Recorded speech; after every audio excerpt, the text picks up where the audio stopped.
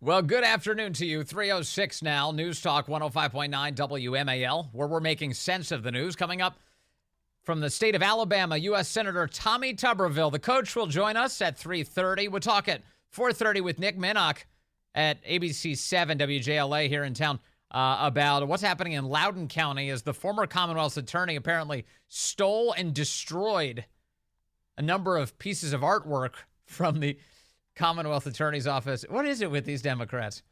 They're just out of control. Senator Ted Cruz is here at 5 o'clock today. And then ahead at 5:30, we'll speak to Phil Holloway, a lawyer, host of the hit true crime podcast Sworn, about the latest in that crazy Fannie Willis saga. This guy has more details than almost anyone. Can't wait to chat with Phil. Can't wait to chat with you. 888-630-9625, 888-630 WMAL. A big win on Super Tuesday for Donald J. Trump. They call it Super Tuesday for a reason. This is a big one. And they tell me, the pundits and otherwise, that there's never been one like this. There's never been anything so conclusive. This was an amazing night, an amazing day. It's been an incredible period of time in our country's history. It's been sad in so many ways, but I think it's going to be inspiring because we're going to do something that, frankly, nobody's been able to do for a long time. Nobody's been able to do. That's true. If he wins the presidency, he'll be the first guy in over a century to win the presidency in non-consecutive terms. Grover Cleveland is the last. And this would be a big deal if Donald Trump could pull it off. And he is really something. So now, I mean, I know it was clear before, but it is crystal clear now as you see Nikki Haley step out of the race today. He's the nominee. He's the guy. And in fact, even Mitch McConnell begrudgingly came out and mumbled in his own way today that he is endorsing Donald Trump. And even he can see the writing on the wall at his advanced age that Donald Trump is the guy. And it was kind of amazing. I was out there in Northern Virginia. I vote in Northern Virginia. I was out there last night. So right after the show, I go home, stop by my polling place ahead of 7 o'clock because, of course, you could get in line by 7 and then wait there as long as you needed. And guess how long I had to wait? Not at all. There was no line. Even getting close to 7 o'clock last night, no line whatsoever. I'm walking from my car up to my polling place, and there's a guy standing with a clipboard. He looks disheveled, looks like he hasn't taken a shower perhaps in about a month or so. So I assumed that he was probably a Democrat, given that I was standing in Northern Virginia and he looked unshowered. And I was right. I immediately, as I walked past him, he said, are you voting in the Democrat primary tonight? He asked me bluntly. And I said, no, sir, I'm not. But thank you very much. Have a good evening, I said. And he didn't say another word to me. He didn't say another word. You see, common decency dictates that you would conclude the conversation with a have a good evening or something like that. But no, he didn't do that. And it's not the first time I've encountered that. Have you noticed this? It's cultish the way they act. They find out that you don't support their guy or their politics, and they go absolutely crazy. Absolutely crazy. Now, what has the left done to me and my family? What has the left done to our communities? They've done horrid things. And I have to believe there are people who are Democrats out there who vote for Democrats who are still just misguided about what they're doing with their votes, who actually, for some reason, still believe in good faith that maybe something better will come if they keep voting for Democrats. I'm here to tell you that's not happening. And so when a guy's standing there and he's like, hey, you're voting in the Democrat primary? No, I'm not. Thank you very much. Have a good evening. He doesn't say a word to me because his mind is shot.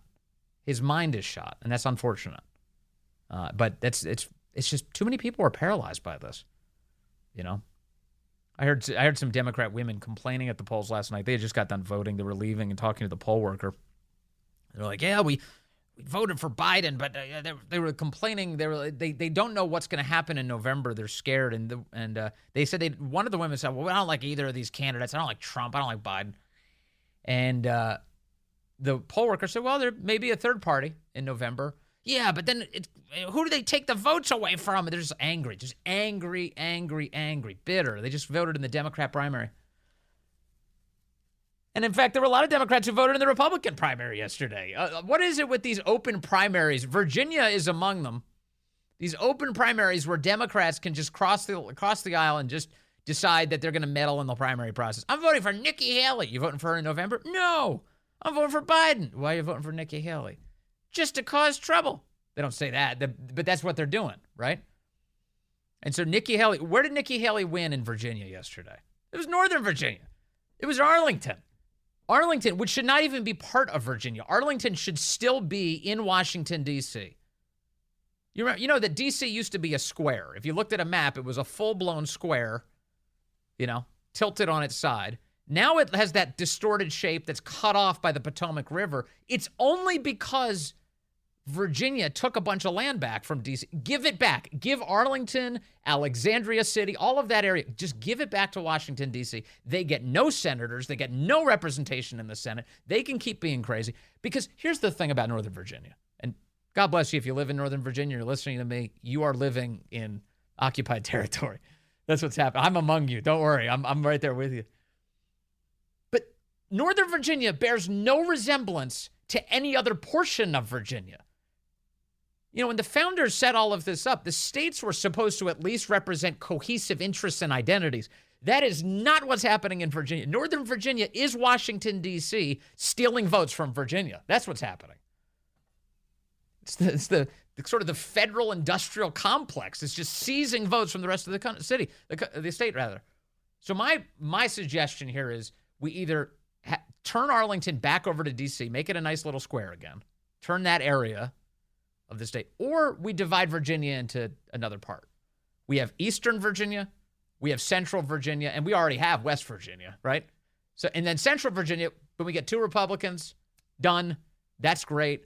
We cancel out the 2 Democrats that are coming from Arlington, but then you just represent your own thing. Central Virginia will represent the rest. I don't know. These are the things I'm thinking about today as I'm looking at these stupid votes for Nikki Haley. So they're either throwaway votes from Republicans who are just who can't get over their own feelings about all this. Oh, Donald Trump, he's so mean. Will you stop it? Are you serious right now? How decadent does your life have to be that you're sitting around going, oh, I don't like the tweets? Come on. Have you seen what's happened to your country just in these last 3 years? It's baked into the cake. You're not changing him. I'm sorry. That's not happening. You're not going to change the tweets. If you don't like that he's an insult comic when he stands on stage, that's not going to change. He is way better than the current occupant of the Oval Office in every single way. Trump last night was funny, too. In his speech, in his victory speech, his Super Tuesday victory speech, the only state he lost was Vermont. That's the only one. Can't believe it. Vermont. When would Vermont make a crazy political decision? Hey, I resemble that one, Mark. Yeah, that was my bad Bernie Sanders this afternoon. So Trump last night was making fun of Joe Biden, as he so often does. And I was talking to some friends this morning. I'm like, yeah, get over it. The election is now the insult comic versus the feeble old man. Here's Donald Trump last night making fun of Joe Biden. We have millions of people invading our country. This is an invasion. This is the worst invasion probably. We've never had anything like it. Nothing. No country has ever had anything like it. The number today could be 15 million people. And they're coming from rough places and dangerous places. And we had that shut down. We had everything going so beautifully. When Joe Biden goes to the beach, because somebody on his staff thinks he looks very good in a bathing suit. Until he can't get his feet out of the sand or lift the chair, which weighs about 9 ounces. He's unbelievable. Anyway, so that's Trump last night. And the guy's not changing. The guys, especially as we all get older, we become more set in our ways. Trump's getting older. But he's not getting Biden old, that's for sure. You see Biden yesterday? Biden sitting around at an event where he was claiming that he's going to get rid of, shrinkflation. He's going to tell the credit card companies to stop charging fees and bring your late fees down. It's crazy. Biden yesterday was sitting there with a blank look on his face, and the press starts shouting questions to him, and he's like, I better not take them. I'm going to get in trouble. I have a lot of questions. I better not start the questions. I'll get in trouble. What's your message for Super Tuesday voters? Everyone please move this way. Super Tuesday, sir, do you have a message for voters? Thanks, come on. Thank you so much. Thank you all. I take him, I'll get in trouble. And he's staring off into the distance. His eyes are blank. He can't focus on anything in the room. His lips look dry. He looks very pale. It's almost like the lights are too bright. He's having a real problem processing everything going on around him. It's so bad that I'm telling you, this is not just conservative media people who are saying, man, Biden looks terrible right now. That's not what's happening. In fact, the most popular tweet or X post on this subject was coming from Obama alumni yesterday. Obama people who were tweeting, "Man, this does not look good." His Biden sitting there, he's like, "I better not take questions or I'll get in trouble." With who, Joe? With who? Tell us. Blink once. If it's her, tell us. Who is it? Is it Obama? You can tell us. Nod. He won't tell us. Who will he get in trouble with? The president of the United States. He can't do it on his own. He can't. I don't have any note cards. Can't answer these questions. So that was Biden yesterday. Corinne was asked about Joe Biden's age today. And he seems very old. And Corinne says, yeah, well, he's super honest about his age. What do you mean he's honest about his age? What is he, a woman who's been lying about it or something? The president has been very clear. He's been very honest about his age.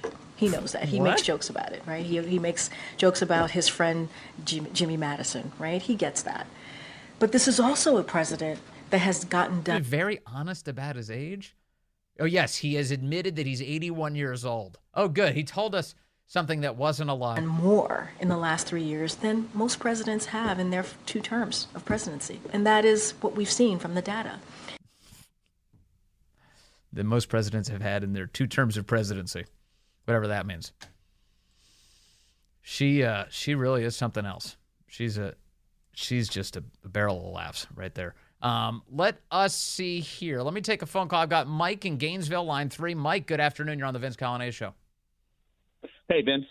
I think you're a genius in action thinking that Arlington County should be given back to D.C. Give it back.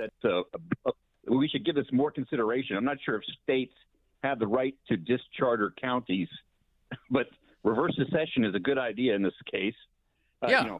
D.C. should go back to rule by the government rather than home rule. But they can have Arlington as far as I'm concerned. Yeah, it would make things so much better, wouldn't it? They're always talking about making D.C. a state. That would make everything worse. No, D.C. doesn't need to become a state. We need less state in Virginia. We need all the federal employees go to D.C. I think it would Great work. idea. We ought to think about it harder. Yeah, I think so too. All right, let's turn it into reality somehow. Thanks, Mike. I'll keep mulling that over. Let's see here. Jeff is in Hagerstown, line 1. Jeff, good afternoon. You're on the Vince Coglianese Show. And good afternoon to you, Vince. So when Donald Trump gets back into the president's position, you think BLM and the Antifa bandwagons are going to get fired up again? Because I got to tell you something, man. If I see another Lincoln Town Car limo go down, I'm over the edge, bro. That's it for me. You mean the limousine that was burned in front of the Washington Post building on Inauguration Day? Yeah, I draw the line on Lincoln Town Cars getting burned, bro. I'm a proud owner, and it's going to send me right over. Well, you have to have principles, and you've drawn your red line, and it's the Lincoln Town Car. I respect it though, because remember it was Inauguration Day that you're talking about, 2017. That's when Donald Trump is being sworn in, President of the United States. Meanwhile, the left is going absolutely bananas in Washington D.C. For those of us who were here or remember it. There were fires being set, windows being smashed, stores being blasted into, all by the left. Again, I always think of this as almost like a scene out of like a Batman movie, like the Joker just released Arkham Asylum. That's the left. That's the left. And that's what they were doing in Washington, D.C., and they destroyed a limo driver's small business. They destroyed his limo, burned it to the, all the way to the tires, right there in front of the Washington Post building. And there's something kind of interesting about that. There's almost like a cruel irony to it, that here you have this car burning in front of the Washington Post building, and the Post doesn't even remember it. Like, they don't report on it at all. They pretend like that event never even happened, Jeff. But to answer your question, I do think that the left has a lot more of this in them. And I worry about what comes next, no question. In fact, Van Jones, the CNN commentator, just said on television in the last 24 hours, he was talking about sort of the broad coalition that's on the left, and he referenced for everyone from the Never Trumpers to Antifa, he said. And so that's Van Jones, a guy who obviously follows the power and politics of the left very closely, saying, yeah, of course, Antifa, those are our guys, said Van Jones. So, Jeff, you're right to be concerned about it. But let's take this a step at a time. We just have to get the country back on track. And what is that going to take? Well, definitely voting Biden out and definitely putting Trump in. All right, let's go to the phones. I've got Phil, Fredericksburg, line 3. Phil, good afternoon. You're on the Vince Coglianese Show. Hello, sir. Hey, I'm so happy that President Trump won the election, but we only had a 10% turnout yesterday, and 10% is horrific. That means 90% of the electorate stayed home, and that means that there is a real problem here. I think it's a poisoning of this idea that, well, it doesn't matter what we do because the Democrats control the votes, and they count the votes, and whoever they want to win is going to win. We can't let that grab hold. We got one last chance to save America here with President Donald Trump, and we all have to come together. We have to show up. We have to vote. We have to get there in November, baby, because America is in the balance. Yeah, that's a critical thing. You're totally right about that. And, you know, I was kind of looking for that yesterday because, in a sense, it was an opportunity for conservatives to exercise, the turnout muscle and just show that there's a lot of passion here. But on the other hand, as a primary, neither of these guys are really contested, Biden or Trump. So I guarantee you, Phil, the psychology probably running through a lot of the electorate from both parties yesterday across the country was, I'll get there in November. This is not the one to be a part of. I disagree with it. I think you should go out there. You should demonstrate the energy, the passion here. But I can see why you might expect a turnout like that. If you hated Joe Biden's guts, you should have showed up yesterday. And I hate Joe Biden's guts. So, President Trump, let's put you in the White House and clean up America. Yeah, all right, Phil. Thank you. Phil, we're looking at the numbers. We were crunching the numbers ahead of the show, by the way, about what happened in Virginia yesterday. And with Nikki Haley got 240,000 votes in Virginia to Donald Trump's 436. And I think, what was it, 40% of the people who voted for Nikki Haley? What's the number, Corey? 48% of them approve of Joe Biden's presidency, they told exit pollers yesterday. In other words, half of the voters here are actually Democrats who were voting for Nikki Haley. If you eliminate them from this and just count the rest of those Haley voters, I mean, it's like Biden doesn't beat Trump in Virginia at this moment. Just looking at the numbers, Biden isn't getting close to Trump support there. Kind of fascinating. Hey, coming up on the program, Tommy Tuberville, the U.S. Senator from the state of Alabama, will join us just moments away. Welcome back to the Vince Coglianese Show. A big Super Tuesday that all but obviously confirmed who the nominees are going to be. That would be Donald Trump and Joe Biden. Trump collecting every single state among Republicans that were voting, except for Vermont last night. But now with Nikki Haley out of the race, there's just no question. This guy's the nominee. For more on this, I want to bring in the senator from the great state of Alabama who's watching it all very closely. Tommy Tuberville joins us now. Senator, great to have you back with us. Thank you, sir. Good morning. What do the Super Tuesday results mean to you? Well, it shows that American people are starting to really understand that the communist, socialist, globalist party of the Democrats they're figuring out what they're doing. I mean, they're trying to take this country over with more and more people. 320,000 people we found out yesterday were flown into this country, and that's not counting the 5,000 coming across a day to 10,000. But Donald Trump is the clear leader. People want somebody that's not establishment, want somebody that's Christian conservative, that holds the values of the Constitution and will stand up to these goofballs up there. I'm telling you, we don't have many people to stand up to them, but I know one guy that will, and he's proved it for 4 years. They ran him out. I've seen all the election stuff. We won't get into that of 2020, but that's not going to happen this time. This is going to be an overwhelming win for Donald Trump. Now he's out by himself running and telling people how bad it is right now and what he's going to do to make this country better. And I'm excited about it. So this will be the second time that these two men square off. What's different now in 2024 than 2020? Well, Joe Biden, number one, doesn't know what day it is. It is president by committee up here. And, each individual office runs this country. There's no oversight. It is devastating. But the one thing that they're all in together is that border. Leave it open. We're in trouble. We have people coming in here that do not like this country. They hate this country, but they want power. They would rather give our country away to people that don't like this country to be able to get their votes to continue with their power. It is absolutely amazing to me, the dislike that these Democrats have. It's anti-American. It's what it is. And we got to have an American government up here, and right now we don't.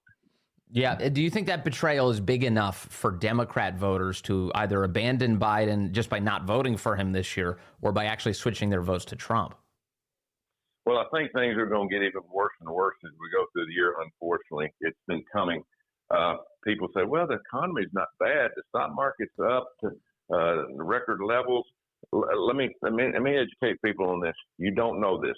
The way that they're manipulating the economy is we are borrowing and printing $80,000 a second in Washington, D.C., 4.6 million a minute, and flushing it out in the economy where there's money to be spent.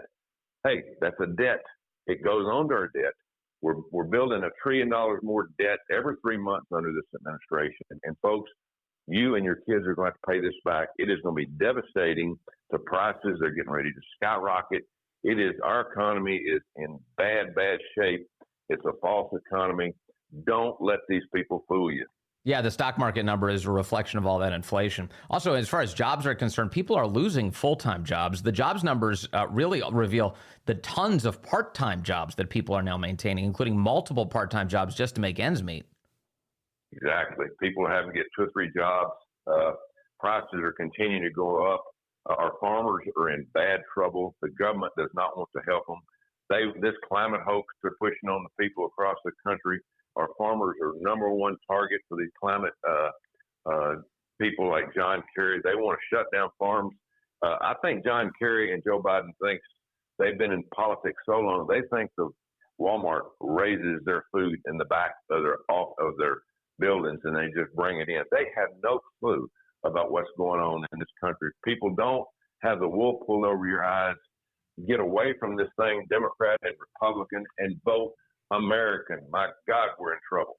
Speaking of their ignorance, this week Joe Biden also stood on a stage and he said that that American food manufacturers and sellers are intentionally lowering the amount of product inside of a package in order to steal money from consumers. This is the frame that the White House puts out. But if you look at the actual economic data, it turns out that American manufacturers and businesses, their costs have gone up by about 18% under Biden. That's the same for American consumers. The costs have also gone up by about 18%. In other words, they're not stealing anything from Americans. They're trying to figure out a way to get that product to Americans at a reasonably affordable price.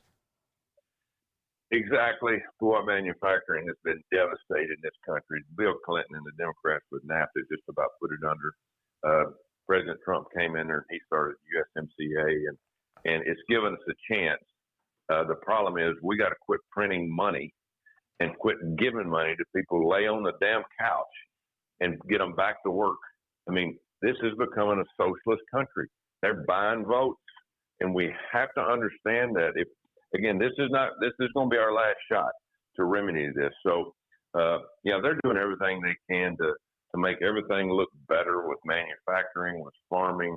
It is devastating. We're in trouble now. The big corporations and big tech, they're making money because that's the direction that the world's going. But it is devastating to people that don't have education. If you've got a great education and you're really smart because of that education, you can get a real good job. But the average person who got high school or just a basic degree in college now, it's hard for them to make ends meet because you can't get a job to pay for all these high prices and all the high costs out there, especially when it comes to energy. Energy is devastating. Not drilling oil and gas has put this country in a tailspin. Yeah, it's been a big deal. Back on Super Tuesday for a moment, we see a big decisive victory for Donald Trump in this Republican primary, of course, now the nominee. And but what about the congressional support he might have in the House, the Senate? I've seen some early analysis today that although voters did show up for Trump, that in some of these races where you had sort of squishy Republican voters didn't necessarily vote them out. I don't know if that's a lack of enthusiasm to get involved in the primary process or what. What do you expect in terms of the Congress next year? Well, a lot of people get reelected back up there because good people don't want to run. I mean, they don't want to come up and get in this mess. And I can understand it. I did it because I wanted to help. I didn't have to do anything other than go out and tell people why I wanted to come help people from Alabama. It's so important. But, yeah, we have people up here that take money from lobbyists and do all the things to get reelected, spend millions of dollars, convince people they're going to do the right thing. and then they don't do the right thing. And so it is. It's a system that we've gotten into that's not really conducive to success in this country on both sides. That's the reason I keep saying this is not a Republican or a Democrat situation that we've got ourselves into. This is anti-American people that hate our country, want to change it to the way they want to do it, or American people want to keep our Constitution or Christian values and build from there. And we got some on both sides that I really question in terms of Congress.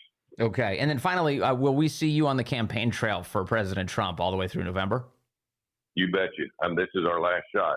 If President Trump does not win this, it's over as we all know it and grew up and watched it, because they're trying to do it in a short period of time of 4 years with opening the borders and overrunning with drugs and crime, downgrading our education, doing everything opposite of what this country is built on, hard work and teamwork. But I'm going to be out there every weekend traveling either with him or going somewhere speaking on his behalf and telling people just what I'm telling you right now. This is not a normal election. This is, do you want America or do you want a socialist, global socialist country? That's what it's going to be if Donald Trump doesn't win. It'll be over. No matter what happens in the Senate or the House, the President of the United States can control anything he wants to control. And we got to get somebody in the White House that loves this country, not want to change it to something else. The stakes are sky high. Senator Tommy Tuberville from Alabama. Sir, thank you very much for your time today. Thank you. Thank you. God bless. All right, be well. And look, this whole concept of voting for Trump versus voting for Biden, I mean, it's not just about the individuals. You're talking about an entire government of people who are going to be overseeing your life, unfortunately.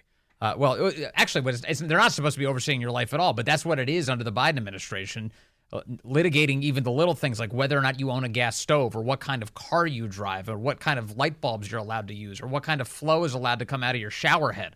All of these things, get them out of your life. Get them out of your life. That should be the goal here. And so a vote for Donald Trump is a vote to change everything. Everything.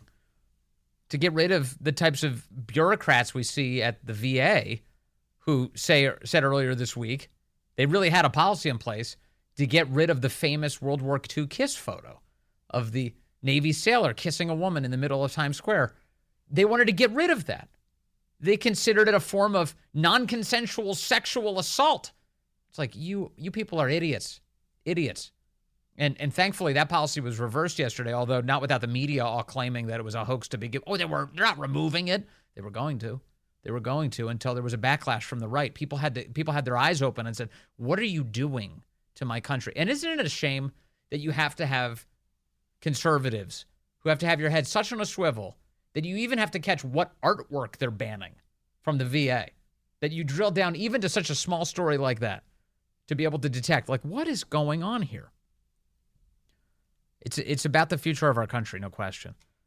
And to hear the Senator Tommy Tuberville say, this is the big one. This is the big one.